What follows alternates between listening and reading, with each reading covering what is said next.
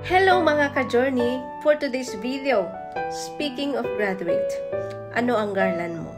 Well, congratulations to all graduates! And syempre, dito sa nag-viral na video sa Money Garland, So, let's do the reaction, personal opinion of this.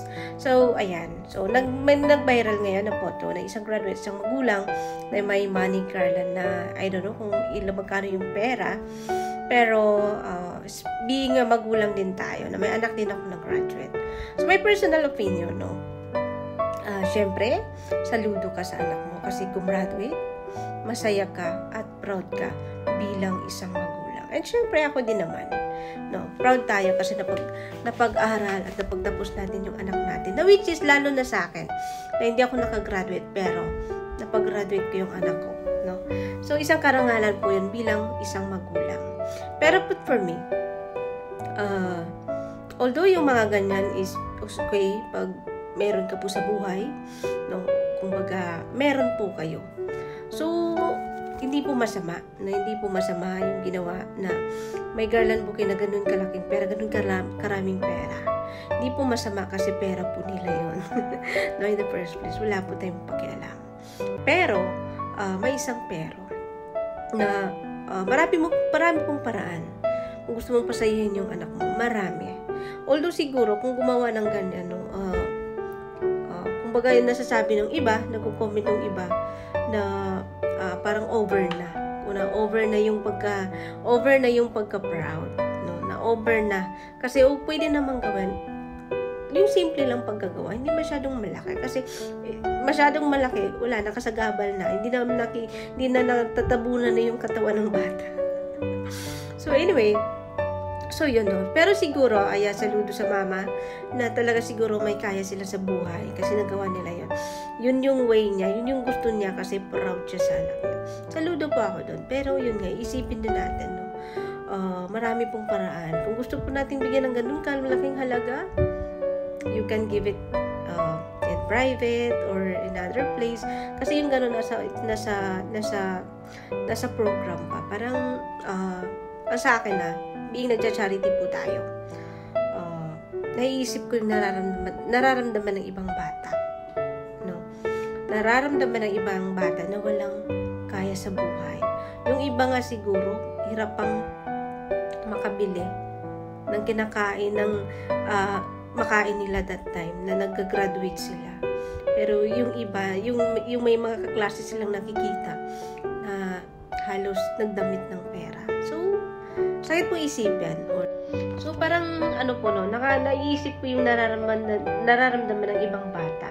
Kasi lahat po talaga ng bata, syempre pag bibigyan mo ng ganyan, masaya, syempre. Masaya.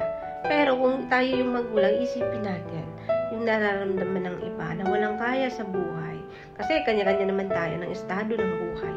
Kanya-kanya tayo ng kwento. Kanya-kanya din tayo ng paraan. Although walang mali sa ginawa. Pero, kumbaga, syempre, hindi may iwasan na may masasabi ang iba na yabang kasi bakit kailangan ganon na parang OA na yung pagka-proud.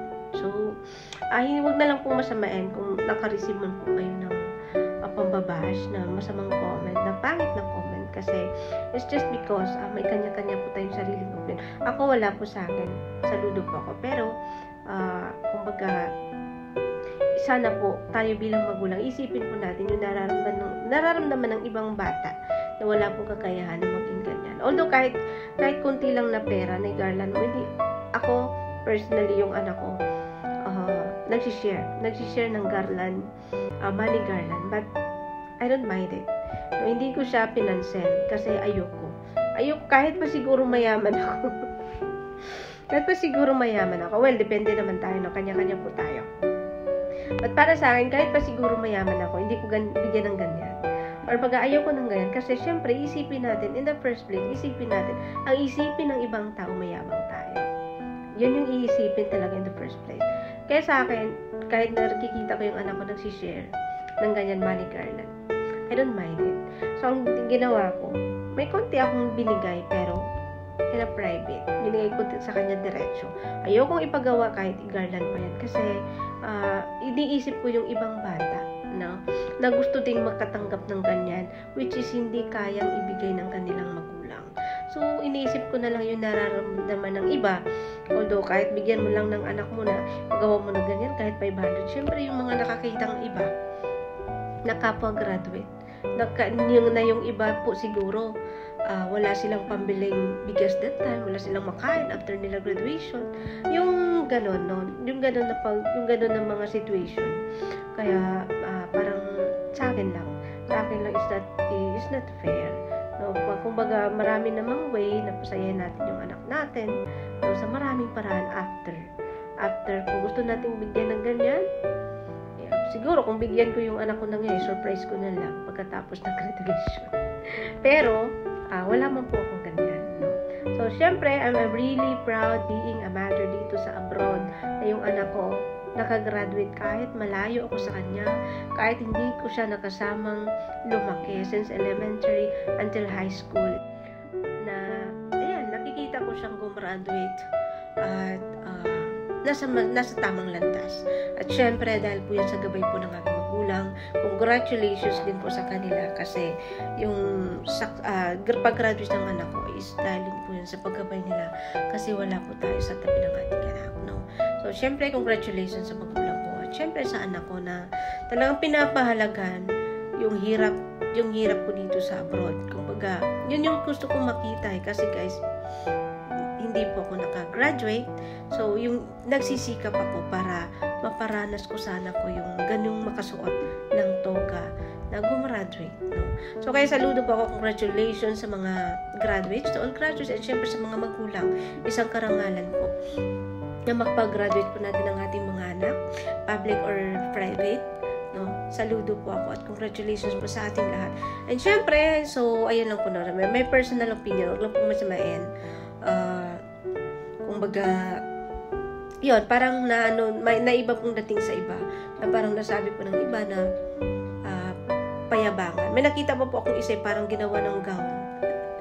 yung 1,000.